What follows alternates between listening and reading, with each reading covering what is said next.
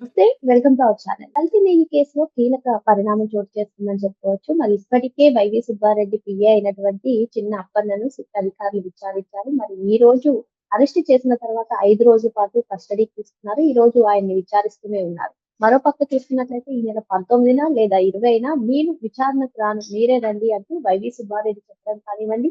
ఇంకో పక్క చూసుకున్నట్లయితే పరకామణి కేసులో సతీష్ కుమార్ మృతి పైన దర్యాప్తు చాలా వేగవంతంగా జరుగుతుంది. మరి సీన్ రిక్రియేషన్ కూడా చేస్తున్నారు. మరి వీటన్నిటిని కూడా ఏ విధంగా చూడాలి తెలుసుకునే ప్రయత్నం చేద్దాం. దీన్ని విశ్లేషించడానికి మనతో పాటుగా ఉన్నారు సీనియర్ జర్నలిస్ట్ డివి శ్రీనివాస్ గారు. నమస్తే సార్. నమస్తే అమ్మా. సార్, ఒక పక్క కల్తీ నెయ్యి కేసులో కీలక పరిణామం. ఇప్పటికే చిన్నప్పటినే ఆల్రెడీ విచారించారు. మరోసారి 5 రోజుల పాటు కస్టడీకి తీసుకున్నారు సిట్ అధికారులు. ఇంకో పక్క వైవి సుబ్బారెడ్డి నాకు అనారోగ్యంగా ఉంది, నేను రాలేను, మీరే రండి 19 లేదా 20 అని చెప్పి ఆయనే ఆప్షన్ ఇచ్చేశారు సార్. ఇంకో పక్క ఇటు చూసుకున్నట్లయితే పరకామణి కేసులో ఆల్రెడీ నిన్న రీక్రియేషన్ చేశారు. మొత్తం 2 సార్లు చేశారు. మరి ఈ రోజు కూడా మళ్ళీ చేశారు సార్. ఏంటి వీటన్నిటికీ కూడా ఏం జరగబోతుందంటారు? నాకు అదేదో సినిమాలో మహేష్ బాబు సీన్ ఏదో గుర్తొస్తుంది. ఏది, మీరందరూ నేను పెంచుకున్న ఎలకలు, మిమ్మల్ని నేను కాపాడుకోవాలి, ఈ ఎలకల్ని అంత తొలిగ్గా నేను వదులుకోకూడదు అంటూ అదేదో సరిలేరు నీకెవరు అంటే ఇప్పుడు ఈ ఎలకలు ఏది, ఈ పందికొక్కులు 5 ఏళ్ళు జగన్మోహన్ రెడ్డి పరిపాలనలో ప్రజాధనం మేసేశాయి. వీటిని ముందు కపలా కాసుకోవాలి, వీటిని ముందు కాపాడుకోవాలి. ఎలా కాపాడుకోవాలి? ఒక ఎలక ఇంకో ఎలకని చంపేస్తుంది, ఒక పందికొక్కు ఇంకో పందికొక్కుని చంపేస్తుంది. ముందు వాటి ప్రాణాలకు భద్రత కల్పించాలి. ఇప్పుడు 3 ప్రాణాలకి నాకు అభద్రత కనపడతా. ఒకటి, నువ్వు చెప్పిన ఈ చిన్న అప్పన్న, ఏది అతను మరి 4,60,00,000 లావాదేవీలు ఎలా చేశారు? ఏపీ భవన్ లో ఉద్యోగి అంటారు, టీటీడీలో శాలరీ పెట్టారు. అతనికి మహా అయితే 65 లక్షలు. ఏంటి, అతను పొదుపు చేసుకుంటే అతను కూడా పెట్టేది 5 ఏళ్లలో ఆ ఉద్యోగిగా. అట్లాంటి 13 ప్లాట్లు ఎలా వచ్చాయి? అతను ఒక బినామీ. ఎవరికి బినామీ? వైవి సుబ్బారెడ్డికి బినామీయా? అంటే ఇప్పుడు వీళ్ళందరూ ఎక్కడ నిజాలు చెప్తారా అని వీళ్ళని లేపేస్తున్నారు. అంటే ఏంటి, ఇప్పుడు మనం చూసాం సతీష్ కుమార్, మరి ఈ రోజు కూడా ఒక వీడియో బయటకు వచ్చింది, ఆ పరకామణి కేసు. అతను ఏంటి, ఆ మోటార్ సైకిల్ పార్కింగ్ ఆ టైంకి ఒక అరగంట ముందో ఏమో అక్కడేదో టీ స్టాల్లో టీ తాగాడని ఆ వీడియో కూడా బయటకు వచ్చింది. ఒకవైపు అది చాలా సీరియస్ గా తీసుకున్నాడు రవిశంకర్ అయ్యన్నారు. ఏది, సతీష్ కుమార్ మరి హత్య, అదేమో ఆత్మహత్య అంటారు. కుటుంబ సభ్యులేమో హత్య అంటున్నారు. ఏది, వాళ్ళ సోదరి, వాళ్ళ తల్లి, లేకపోతే వాళ్ళ తమ్ముళ్ళు. మా అన్న ఆత్మహత్య చేసుకునేంత పిరికాడు కాదని వాళ్ళు చెప్తుంటే భూమన కరుణాకర్ రెడ్డికి కళ్ళ వచ్చాడా? ఆత్మహత్య చేసుకున్నానని చెప్పాడా? అంటే ఇక్కడ మనం చూడాల్సింది అసలు దానిపైన ఫిర్యాదు చేసిన ఆయన ఎవరు? పట్టామణి కేసు వాళ్ళ హైకోర్టులో పిల్లు వేసిన ఆయన ఎవరు? అతను జర్నలిస్ట్ మాచర్ల శ్రీనివాసులు. అతని ప్రాణాలకు భద్రత కల్పించాలి. ఎవరు? ఆయన కూడా గగ్గోలు పెడుతున్నాడు. ఆయన వెళ్ళాడు, ఆల్రెడీ కోర్టుకు కూడా వెళ్ళాడు. ఏది, సతీష్ కుమార్ మరి చంపేశారని తెలిసిన వెంటనే నా సంగతి ముందు నన్ను చూడండి, నన్ను కాపాడండి అని. అంటే చిన్న అప్పన్నని కాపాడాలి, శ్రీనివాసుల్ని కాపాడాలి. అసలు దొంగ ఎవరు? అదే దాత. ఎవరా దాత? దొంగ రవికుమార్. రవికుమార్ ఎప్పుడో పారిపోయాడు, అజ్ఞాతంలో వెళ్ళిపోయాడు కుటుంబ సభ్యులతో సహా. మరి అతను కూడా తీసుకొచ్చారు, మరి అరెస్ట్ చేశారు, లేకపోతే విచారిస్తున్నారు. రవికుమార్ ప్రాణాలకు భద్రత కల్పించాలి.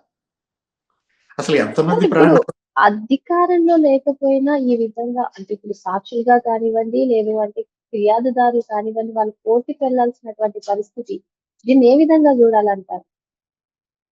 అధికారంతో సంబంధం ఏముందమ్మా? రౌడీలకు అధికారం ఏముంది? వీళ్ళు కరడుగట్టిన క్రిమినల్స్. వీళ్ళ దగ్గర డబ్బు విపరీతంగా ఉంది. డబ్బుకు గడ్డి తినే బ్యాచ్ బాగా ఎక్కువగా ఉన్నారు. ఏది, అటు యంత్రాంగంలో ఉన్నారు, ఇటు బయట ఉన్నారు. ఇలాంటి పరిస్థితుల్లో అటు డబ్బు, ఇటు నేరము, ఇవాళ వీళ్ళకి 2 కళ్ళుగా మరి మొత్తం చేస్తున్నారు. దీన్ని కూటమి ప్రభుత్వం ఏమో ఆధారాలు ఉండే వరకు మేము చర్యలు తీసుకోమంటున్నారు. మరి వీళ్ళు అధికారం లేకపోయినా సరే ఈ విధంగా హత్యలు కానివ్వండి, లేదు అంటే ఈ కేసులోనే మీరు చెప్పినట్టుగా కోర్టులు వెళ్ళే వెళ్ళేటువంటి పరిస్థితి. ఏంటి మరి సిట్యుయేషన్ ఎలా ఉండబోతుంది? రోజు రోజుకేమో ఈ పరకమణి కేసు కానివ్వండి, కల్తీ నెయ్యి కేసు కానివ్వండి ముందుకెళ్తున్నటువంటి నేపథ్యం. మరి ఈ కేసుల్లో ఉన్నటువంటి వాళ్ళు ఇంకెంతమంది జాగ్రత్తగా ఉండాలి? ముల్లుని ముల్లుతోనే తీయాలమ్మా. వజ్రాన్ని వజ్రంతోనే కోయాలి. అంటే ఇప్పుడు గతంలో మనం చూసాం. ఏది కేసీఆర్ సీఎంగా ఉన్నప్పుడు తెలంగాణలో, హైదరాబాద్‌లో ఇట్లాగే ఆడపిల్లల్ని ఏదో ఇబ్బంది పెట్టారు. ఏంటి అక్కడెక్కడో టోల్ గేట్ దగ్గర ఒక అమ్మాయి స్కూటీ ఆపితే ఆ అమ్మాయిని నాశనం చేశారు. ఏం చేశాడు కేసీఆర్? ఎన్‌కౌంటర్ చేసి పారేశాడు. దెబ్బకి దారిలోకి వచ్చారు కొంతకాలం. కొంతకాలమే. అంటే ఏంటి మనం అంటోంది అదే. ఇలాంటి నేరస్తులను అదుపులో పెట్టాలంటే మరి తప్పదు. ఇది ప్రభుత్వం కూడా మరి నేరస్తులకి బుద్ధి చెప్పాలంటే నేరస్తులుగానే ప్రభుత్వం మారాలా? అంటే వీళ్ళు గవర్నమెంట్‌ను కూడా క్రిమినలైజ్ చేయటానికి ఎంత తెగించారంటే ఇదొక బరి తెగింపు.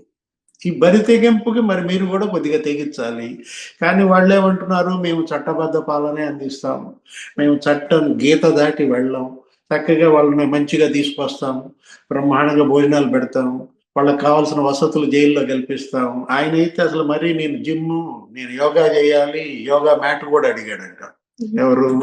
మిథున్ రెడ్డి. అంటే వసతులు వాళ్ళకి కల్పించటం సరే బాగా చూసుకుంటున్నారు.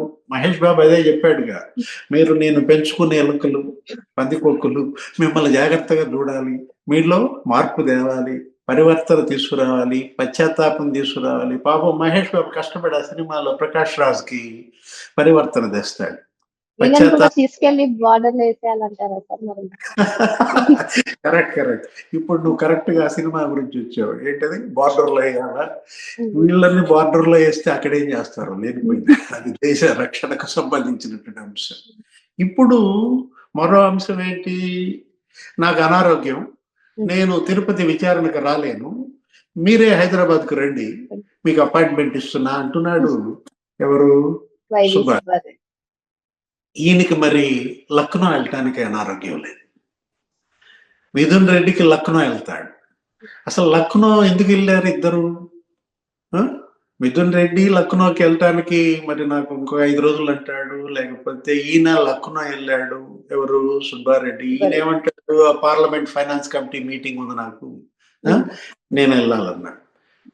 అంటే ఇవాళ పార్లమెంట్ ఫైనాన్స్ కమిటీకి ఇచ్చినటువంటి నీ సభ్యత్వ ప్రాధాన్యత మరి ఈ విచారణకి ఇవ్వవా? ఈ కల్తీ నెయ్యి ఇది విచారణకేమో విచారణ అధికారులను రమ్మంటాడు. కొన్ని వాళ్ళను కూడా నువ్వు ఆ పని చేయమనొచ్చుగా. పార్లమెంట్ ఫైనాన్స్ కమిటీ సభ్యులారా, మీరందరూ హైదరాబాద్ రండి, ఇక్కడ మా ఇంట్లో మీటింగ్ పెట్టుకుందాం అని చెప్పాడా సుబ్బారెడ్డి? అంటే ఆడుతున్నారు. ఏంటి? గేమ్ ఆడుతున్నారు. ఏది? నిందితులు, ఈ క్రిమినల్స్ అంతా కూడా ప్రభుత్వంతో చెలగాటం ఆడుతున్నారు. ఒక రకంగా చెప్పాలంటే మరి కబాడ్. ఏంటి ఇది? ప్రభుత్వానికి లేకపోతే ఈ నిందితులకి మధ్య చెడుగుడుగా చూడాలా? ఇవాళ మామూలుగా లేదు. ప్రభుత్వం ఏమో నేను రూల్ ప్రకారం ఆడతానంటాను. గీత గీసుకుని ఈ గీత దాటితేనే మిమ్మల్ని అరెస్ట్ చేస్తా, ఈ గీత దాటితేనే మిమ్మల్ని అంటుకుంటా అంటే వాడు వచ్చి ఎగిరి తంతున్నాడు. ఎవరు? వాడు క్యాంటుకు వచ్చి ప్రభుత్వానికి ఎగిరి తంతుంటే మళ్ళీ ఎగిరి అవతలు దూకుతుంటే ఎట్లా పట్టుకోవాలమ్మా అండి? రూల్ ప్రకారం వెళ్తుందా చెప్పు మీ ప్రభుత్వం? అంటే ఈ పరిస్థితుల్లో ఒక సవాల్గా మారినటువంటి క్రిమినల్స్ ని అదుపు చేయాలంటే గీత దాటాల్సిందే. వాళ్ళ ఆకే హరికృష్ణ ఆయన ఏమైనా గీత గీసి కూర్చున్నాడా?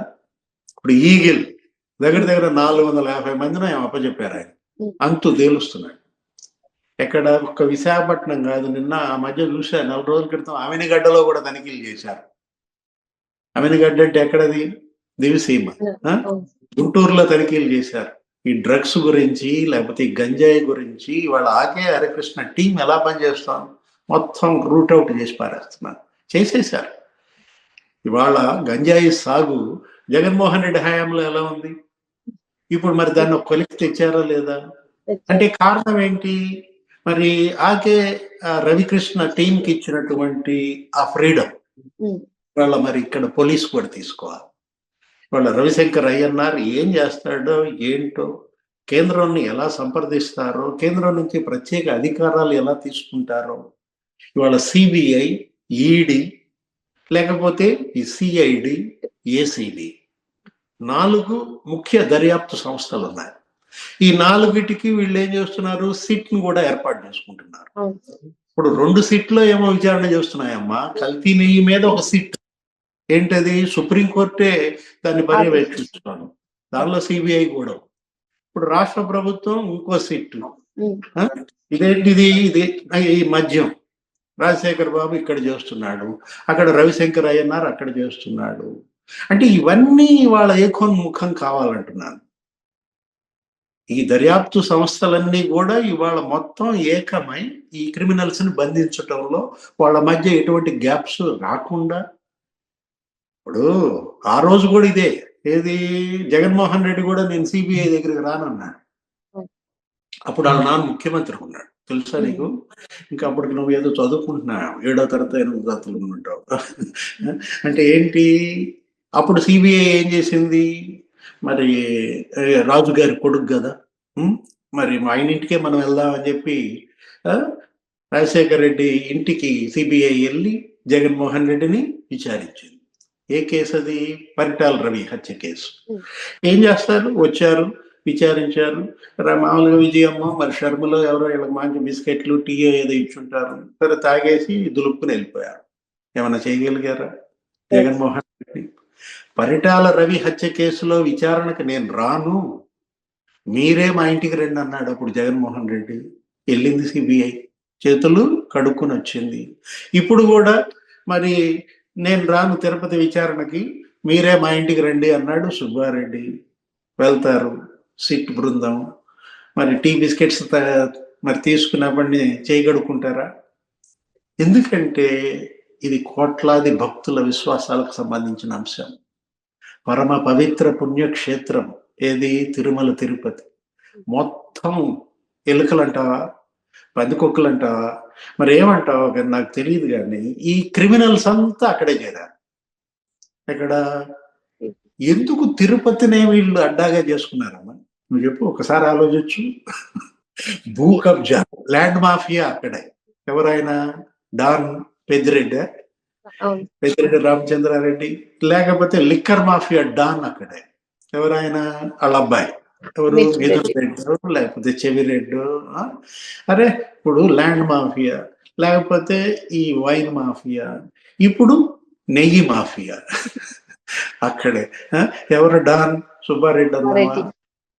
ఇక అసలు దొంగ, గజ దొంగ, దొంగలకు దొంగ, ఏ రకరకాల పేర్లు. నేను అనేక సినిమాలు చూస్తా, దొంగ అనే పేరుతో ఏ సినిమా పెట్టినా నేను చూస్తా. ఎందుకంటే మరి మంచి ఇది ఉంటుంది, దాంట్లో క్రైమ్ ఉంటుంది అనమాట. ఏపీ ప్రజలకు అసలు మామూలుగానే తెలుగు వాళ్ళకి క్రైమ్ అంటే బాగా ఇష్టం అమ్మా. ఏది క్రిమినల్ సినిమాలు చూడాలన్నా, క్రిమినల్ వార్తలు వినాలన్నా, అంటే క్రైమ్ మన తెలుగాళ్లలో అట్లా పెనవేసుకుపోయిన పరిస్థితుల్లో అదే క్రైమ్ ని వీళ్ళు వృత్తిగా తీసుకున్నారు. ఎవరు? ఈ దొంగలు, ఈ గజ దొంగలు. మరి నువ్వు అసలు ఊహించగలవా? స్వామివారి హుండీలో డబ్బులు కూడా వీళ్ళు దొంగతనం చేశారంటే, ఆ దొంగతనం చేసినాడు ఆస్తులు రాంచుకున్నారంటే, ఇప్పుడు ఫిర్యాదుదారుల్ని చంపేస్తున్నారు. ముందు ఫిర్యాదుదారులకు రక్షణ కల్పించాలి. అసలు ఏ ఏ కేసుల్లో ఎవరెవరు ఫిర్యాదుదారుగా ఉన్నారు రాష్ట్ర వ్యాప్తంగా అన్ని పోలీస్ స్టేషన్లలో ముందు ఆ ఫిర్యాదుదారులకి రక్షణ కల్పించండి. ఎందుకంటే అసలు ఎప్పుడు ఎవరిని లేపుతారో అర్థం కావట్లా, ఎవరిని కిడ్నాప్ చేస్తారో అర్థం కావట్లా. సాక్షుల్ని లేపేస్తున్నారు, ఫిర్యాదుదారుల్ని లేపేస్తున్నారు, ఇక నేరస్తులను కూడా లేపుకునే సమయం వస్తుంది అనమాట. అంటే క్రిమినల్స్ ఇక ఏం చేస్తారంటే, ఇక ఆఖరి అంకం అంటే తోడు దొంగలే చంపేసే పరిస్థితి వస్తుంది అనమాట. అంటే సుబ్బారెడ్డి ప్రాణాలకు కూడా రక్షణ లేదు. అదేం మాట? ఆ రోజు డాక్టర్ గంగిరెడ్డి బతికున్నాడా? జగన్మోహన్ రెడ్డి మాంగారు, భారతీ మేడం తండ్రి. నిన్న చూశాను, ఆ మధ్య ఎక్కడో 3 days బ్యాక్ ఆంధ్రజ్యోతిలో కొత్తగా చూశానమ్మా, డాక్టర్ గంగిరెడ్డి తల వెనుక రక్తం ఉందంట. మనం ఏమనుకున్నామంటే భారతీ మేడం ఫాదర్, అదే ఎవరు, జగన్మోహన్ రెడ్డి మామగారు, ఆయన డాక్టర్ ఈసీ గంగిరెడ్డి, అయ్యేదో కరోనా కరోనా కాబట్టి అప్పుడు అందరూ వచ్చి హైదరాబాద్లో చికిత్స చేయించుకున్నారు. ఆయన కూడా హైదరాబాద్ తీసుకొచ్చారు అన్నారు. హైదరాబాద్లో చనిపోయాడు అన్నారు. అంటే వివేక హత్య కేసులో మరి కట్లు కట్టిన బ్యాచ్ల్లో ఏంటి వీళ్ళ హాస్పిటల్ ఏమో గంగిరెడ్డి హాస్పిటల్, అందులో ఉన్న కంపౌండర్లు ఆయన పంపాడన్నారు. అంటే అక్కడ అదే జరిగింది. వివేక హత్య కేసులో సాక్షులు లేకపోతే వీళ్ళందరూ గొలుసు కట్టుగా టప్ప టప్ప టప్ప లేపుకుంటూ వచ్చారు రంగన్న దాకా. వాళ్ళ సొంత బంధువు అనిల్ రెడ్డి కూడా, అభిషేక్ రెడ్డి కూడా చిన్న వయసు చంపేశారు. మరి అదే అనుమానాస్పదం అదన్నా మనకేం తెలియదు. ఎంతమంది 5-6 ఆ కేసులో. పరిటాల రవి కేసులో 5-6. ఇప్పుడు ఈ పరకామణి కేసులో కనీసం ఇక్కడతో ఆపండి. సతీష్ కుమార్ని తప్ప ఇంకెవరి ప్రాణం పోకుండా చూడండి, భద్రత కల్పించండి. ఎందుకంటే ఇవాళ ఆ శ్రీనివాసులు కంప్లైంట్ ఫిర్యాదుదారు, అతన్ని కిడ్నాప్ చేస్తారో చంపుతారో. సత్యవర్ధన్ కిడ్నాప్ చేశాడు వల్లభనేని వంశీ బ్యాచ్. ఏం చేశారు? జైల్లో వేశారు, బయటకు వచ్చాడు బ్రహ్మాండంగా. నిన్న కూడా ధర్నాలో పాల్గొన్నట్టున్నాడు. మళ్ళా రేపొద్దున కట్టేసి చేస్తాడేమో, మళ్ళీ గెలుస్తాడేమో. భయపెడుతున్నారమ్మా. ఒక రకంగా చెప్పాలంటే డబ్బు ఉంది, కొంతమంది పిచ్చి జనం ఉన్నారు, వీళ్ళంతా ఓట్లేసి మమ్మల్ని గెలిపిస్తారు. ఏదైనా ఆంధ్రప్రదేశ్ పాలిటిక్స్, ఆంధ్రప్రదేశ్ క్రిమినల్స్, వీళ్ళు మాత్రం భారతదేశంలో ఒక కొత్త అధ్యాయమా ఏమనాలి, ఒక కొత్త చాప్టరా? దీన్ని ప్రజలే ముగించాలమ్మా. ఎందుకంటే ప్రభుత్వం మరి గిరిగీసుకుని కూర్చుంటారు, గీత దాటి నేను చేయను అంటాను. ఇప్పుడు మరి ఎవరు తీసుకోవాలి? ప్రజలే తీసుకోవాలి. నేరగాళ్లపై మరి ప్రజలే తిరగబడతారా, చుక్కలు చూపిస్తారా? ఏదో రకంగా ఇవాళ నేర రహిత ఆంధ్రప్రదేశ్ ఏర్పడాలి. ఇవాళ ఏంటి, వైసీపీ విముక్త ఆంధ్రప్రదేశ్ కాదు, అది ఆల్రెడీ ప్రజలు ఇచ్చేశారు. ఇంకేముంది, 11 సీట్లు. ఆ 11 నాకు వద్దు, నేను అసలు పోనంటున్నాడు అసెంబ్లీ. అంటే ఆయనే చేసుకున్నాడు. ఏంటి, వైసీపీ విముక్త ఆంధ్రప్రదేశ్. ఇప్పుడు మనం ప్రజలు కోరేది ఏంటంటే నేర విముక్త ఆంధ్రప్రదేశ్. వాళ్ళ క్రిమినల్స్ విముక్త ఆంధ్రప్రదేశ్ ఏర్పడుద్దంటావా? మరో అంశంతో మళ్ళీ కలుద్దాం. Thank you sir.